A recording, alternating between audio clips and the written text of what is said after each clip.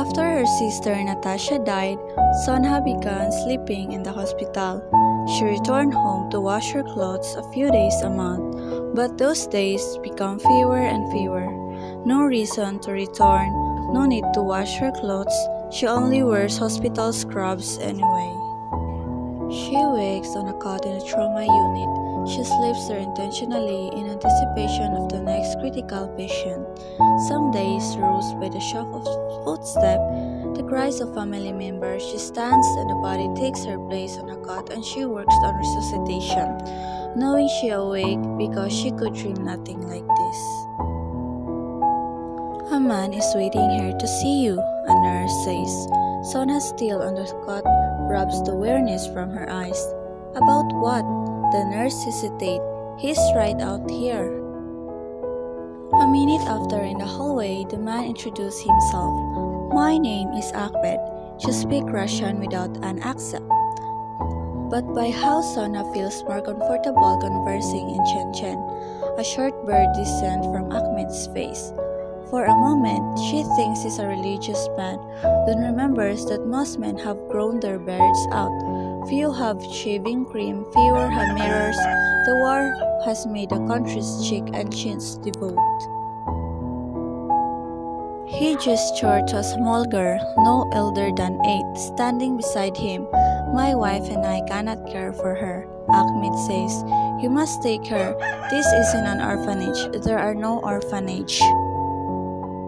This request is not uncommon. The hospital receives humanitarian aid, has food and clean water. Most important, it tends to the injured regardless of military affiliation, making the hospital one of the few larger buildings left untargeted by either side in the war. Her father was taken by the rebels on Saturday. On Sunday, the army came and took her mother. Sonha looked at the wall calendar as if a date could make sense of times. Today is Monday, she said. Ahmed glowers. Sonha often sees defense from rebels and occasionally from soldier, but rarely from civilian. I can't, she say, but her voice faltered, her justification falling. I was a medical student before the war, Ahmed says, switching to Chechen. In my final year, I will work here until a home is found for the girl. Sonha surveyed the corridor, a handful of patients. No doctors, those with money, with advanced degrees, and the foresight to flee the country have done so. Parents decide which of their children they can afford to fill on which day. No one will take this girl, Sonha say. Then I will keep working. Does she speak? Sonha looked to the girl. What's your name? Hava, Ahmed answered. 6 months earlier, Sonha's sister Natasha was repatriated from Italy. When Sonha heard the knock and opened the door, she couldn't believe how healthy her sister looked. She hugged her sister, joked about the padding on her hips. Whatever Natasha had experienced on the West, she'd put fat around her waist. I am home, Natasha said, holding the hug longer than Sonha thought necessary. They ate dinner before the sun went down. Potatoes built over the furnace. The army had cut the electric lines 4 years earlier. They had never been repaired. Sonha showed her sister to the spare room by candlelight, gestured to the bed. This is the place you sleep, Natasha. They spent the week in a state of heightened civility. No prying question, all talk was small. What Sonha noticed, she did not comment on the bottle of Bavarian antiviral pills on the bathroom sink. Cigarette burns on Natasha's shoulder. Sonha worked on sleeping. Sonha brought food home from the hospital and Natasha ate all. Ahmed is true to his word. 5 minutes after Sonha accepts the girl, he is washed, sweated, in crabs.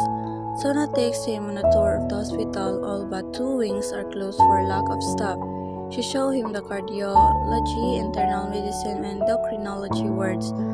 A layer of dust covers the floors, their footprints leaving trails. Sonha thinks of the Marra landing, how they saw footage for the first time when she arrived to London. Where is everything? Ahmed asked. Bed sheets, hypodermis, disposable gowns, surgical tape, foam dressing, thermometers, IV tags, drawers, locked rooms, closed blinds, tape over window sweeper. The state air remains. The trauma and the maternity wards are struggling to keep them both open. Ahmed runs his fingers through his beard. Trauma? That's obvious. You have to keep trauma open, but maternity? Sona's laugh rings down the empty hall. I know, it's funny, isn't it? Everyone is either giving birth or dying. No, Ahmed shakes his head, and Sonha wonders if she's offended by her. They are coming into the world, and they are leaving the world, and it's happening here. Sonha nods. Wonder if Ahmed is religious after all.